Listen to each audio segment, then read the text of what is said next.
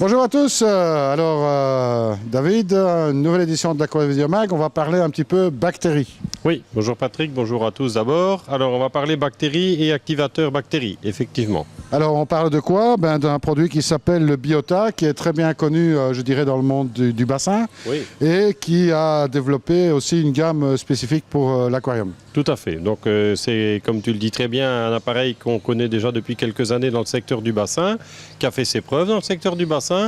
Et on s'est dit l'année passée, il y a même peut-être un peu plus longtemps, pourquoi pas transposer ça, étant donné qu'on a des très bons résultats dans le secteur du bassin en règle générale avec ce produit, pourquoi pas faire une formule qui serait adaptée à l'aquarium. Donc il existe maintenant sous 3 versions différentes, la version bassin qu'on connaît depuis longtemps, et 2 versions pour aquarium, en sachant que les 2 versions au niveau de l'appareil sont les mêmes, mais les bactéries qu'on utilise sont différentes. Absolument, puisque bon, l'eau douce, c'est pas de l'eau de mer et inversement. Voilà, donc c'est la raison pour laquelle ils ont développé deux familles, 2 types de bactéries, si je peux dire, différentes. Alors ici, on a le packaging, donc c'est ce qu'on prend d'une boîte, avec déjà une recherche qui est inclue dedans. Voilà, tout à fait. Donc ce sont des bactéries qui sont fournies au départ, bactéries minéraux, qui permettent donc de mettre le système en route, bien entendu. Ça permet de traiter des gros volumes d'eau, hein. Là, on parle de 10 ou 15 000 litres d'eau, donc par rapport au volume des aquariums, ça peut paraître énorme. Mais on s'est rendu compte, nous, en l'utilisant de manière régulière sur nos bacs, que ce soit des bacs à poissons ou des bacs à coraux, qu'on parvient à améliorer la qualité d'eau et à freiner sérieusement la croissance des algues. Absolument. Donc, c'est un petit peu un combat entre les bactéries et les mauvaises choses qui se trouvent dans le bac. Voilà, tout à fait. Les bactéries, en fait, leur rôle, c'est de décomposer un maximum comment dire, je ne vais pas dire de nutriments, mais de déchets organiques, des choses comme ça, choses qui viennent profiter aux algues.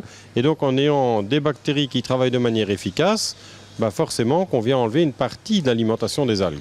Alors, comment procède-t-on? C'est très simple, en fait. C'est très ludique en plus. Oui, c'est très simple à utiliser. Donc, c'est un petit peu comme un chauffe-biberon, si je peux dire, hein. Donc, au bain-marie, on vient mettre de l'eau là dans le premier récipient, dans lequel on vient mettre le second.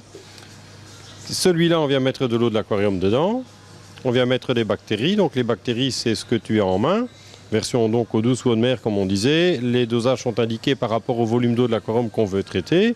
On vient les mettre dedans, on referme le tout et on branche l'appareil pendant une nuit.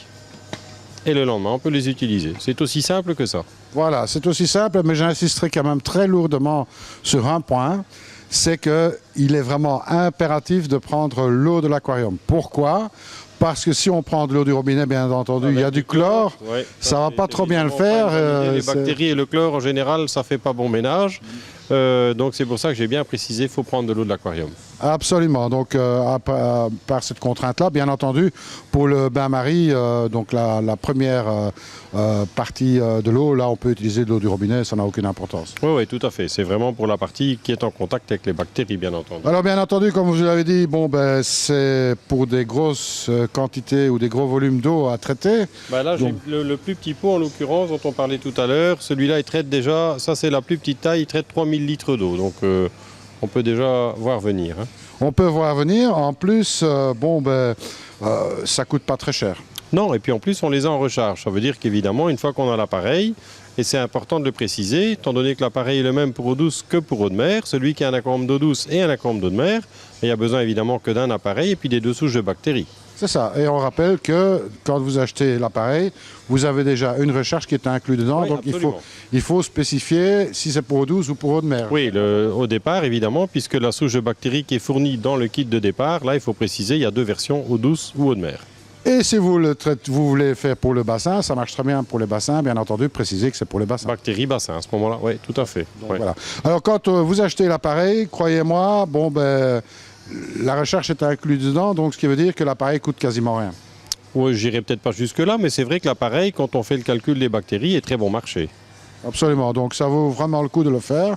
Et puis les résultats sont... Oui, c'est vraiment quelque chose de déterminant au niveau aussi bien de la clarté, de la qualité d'eau et évidemment de la vitesse de prolifération des algues. Absolument, donc on rappelle le nom du produit, c'est le Biota. Biota, donc version eau douce ou version eau de mer. Eh bien, moi, il me reste à vous dire à très bientôt et, comme on dit toujours, ne soyez pas sages. À bientôt. Salut.